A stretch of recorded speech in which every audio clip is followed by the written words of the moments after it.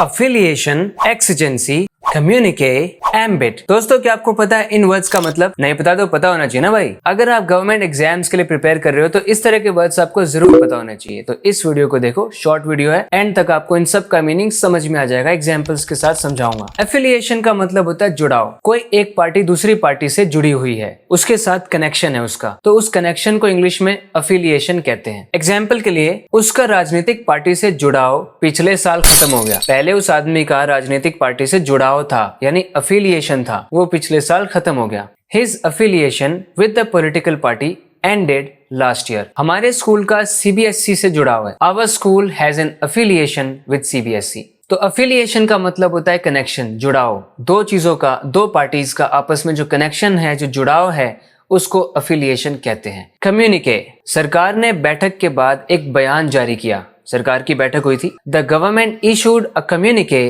After the meeting. ये सभी words मैंने न्यूज़पेपर से लिए, काफी यूजफुल वर्ड्स हैं।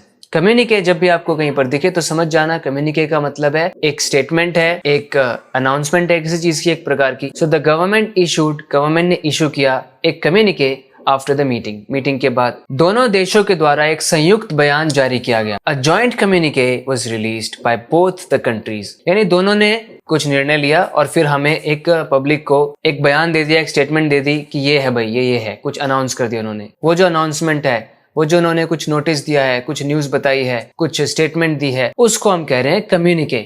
एक्सीजेंसी, तत्कालिक आवश्यकता।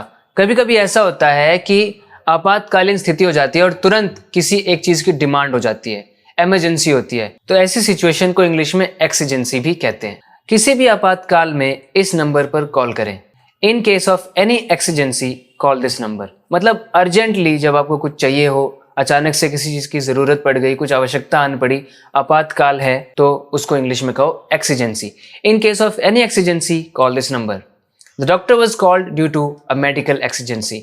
एक मेडिकल एक्सीजेंसी की वजह से डॉक्टर को बुलाया गया। कोई अचानक बहुत ज्यादा बीमार पड़ गया होगा, कुछ हो गया होगा उसको। एम्बिट, क्षेत्र या सीमा। किसी भी पर्सन की जो अथॉरिटी होती है या उसका इन्फ्लुएंस होता है, तो उसकी एक रेंज होती है, तो किसी चीज की रेंज या सीमा को इंग्लिश में एम्बिट बोलो। शिक्षा राज्य सरकार के क्षेत्र में आती है। Education falls within the ambit of state government. State government का जो एम्बिट है उसमें फॉल करती है एजुकेशन। यह विषय हमारी चर्चा की सीमा से बाहर है, हमें डिस्कशन नहीं करना है इसके ऊपर। This topic is outside the ambit of our discussion. हमारे डिस्कशन का जो एम्बिट है, यानी जो रेंज है, जो सीमा है, जिसके अंदर अंदर हमें बात करनी है, उससे बाहर है ये टॉपिक। तो इसी तरह से अपने इंग्लिश को इम्प्रूव करते रहने के लिए इस चैनल को सब्सक्राइब जरूर करें।